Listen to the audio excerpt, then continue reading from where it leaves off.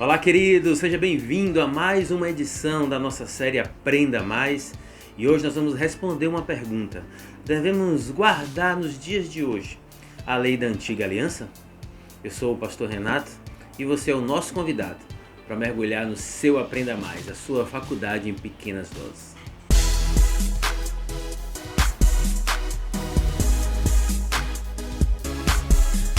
Se você ainda não é inscrito no nosso canal, eu quero te convidar a você fazer sua inscrição agora.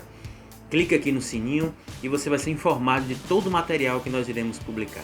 Bom, sobre essa temática é bom a gente iniciar deixando claro que quando nós falamos acerca de lei, nós não estamos nos referindo aos 10 mandamentos.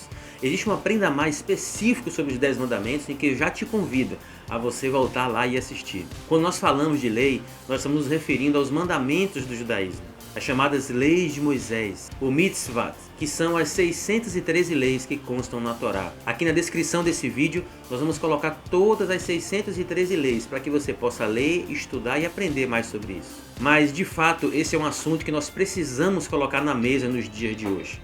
É necessário hoje para o cristão guardar, observar, cumprir toda a lei descrita na Antiga Aliança? No meio cristão, nós vemos diversas linhas teológicas a respeito desse assunto. Igrejas que defendem, outras que não defendem a prática e a guarda dos mandamentos, mas na sua rotina, no seu dia a dia, na sua doutrina, nós vemos a observância de festas judaicas, toque do shofar, vestimentas como talit, até construções de réplica de Templo de Salomão. E a equipe do Aprenda Mais preparou com todo cuidado e amor um estudo sobre isso. Vamos conhecer algumas linhas teológicas e doutrinárias que falam sobre esse assunto. Existem os legalistas, que têm como premissa que a lei é um pressuposto para a salvação.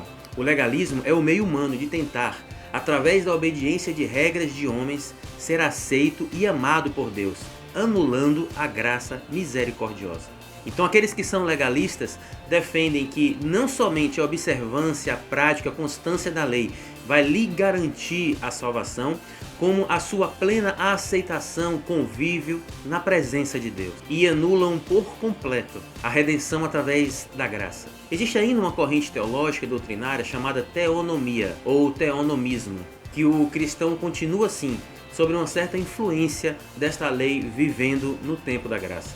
A teonomia é uma visão ética cristã que afirma que a lei de Deus revelada na Escritura, tanto no Novo quanto no Antigo Testamento, é o único padrão de autoridade, verdade e justiça. A teonomia dá relevância e autoridade à Bíblia sobre os nossos dias, se aplicando como um manual da nossa vida, usando como verdade e justiça ela como um todo, tanto os ensinos da Antiga Aliança quanto os ensinos da Nova Aliança. Existe ainda uma corrente teológica e doutrinária chamada antinomismos, em que defende que as leis judaicas não mais nos atingem. Esse é um termo criado por Martinho Lutero e que na sua formação da palavra grega traz a junção das palavras contra, lei, e é definida como uma declaração de que a lei moral ela não tem nenhum uso, nenhuma obrigação nos dias de hoje, porque somente a fé é necessária para a salvação. Vemos que nessas linhas teológicas existe uma relação direta entre lei e salvação. Eu quero ainda, para efeito de conhecimento, lhe apresentar uma linha teológica chamada de dispensacionalismo. Os dispensacionalistas entendem que a Bíblia, sua estrutura, o seu tempo, é dividido em 7 dispensações. A primeira delas, a inocência, depois a consciência, depois o governo humano, em seguida a promessa, depois a lei, a graça e o reino milenar.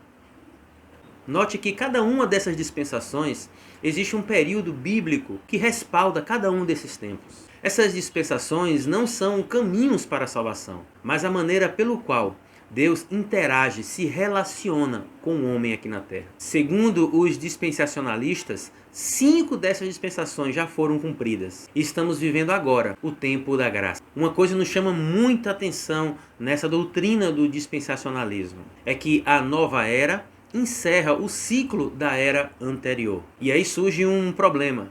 Porque a Bíblia, em vez de ser vista como um todo, é transformada numa colcha de retalhos, sendo fragmentada e analisada e aplicada de acordo com a dispensação vigente. Diante desse preâmbulo, volto a colocar na mesa a mesma pergunta.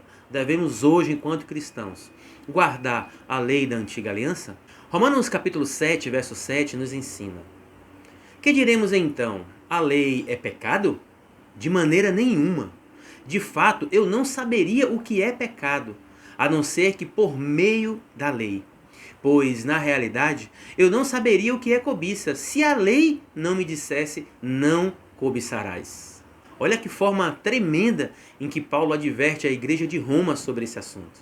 Existe um consenso teológico que, para fins de análise e entendimento, nós podemos dividir as leis em áreas de atuação. Algumas leis visam o conhecimento por parte do povo de Israel, para entender a obediência e como se relacionaria com Deus e com o outro. Um exemplo disso são os 10 mandamentos. Algumas leis tinham o objetivo de mostrar como se adorava a Deus, como exemplo, o sistema de sacrifícios. Algumas leis tinham o objetivo de diferenciar o povo judeu das demais nações. Um exemplo disso são as regras em relação à alimentação, à vestimenta, cerimônias. Então podemos dividir a lei em 3 grandes grupos, chamadas leis cerimoniais, que buscam detalhar usos e costumes da nação, as chamadas leis civil, que têm um cunho jurídico, judicial, de organização, de regras de convivência, e a chamada lei moral, que diz respeito a ordenanças e princípios para uma vida de santidade com Deus. Nos próximos episódios, nós vamos estudar detalhadamente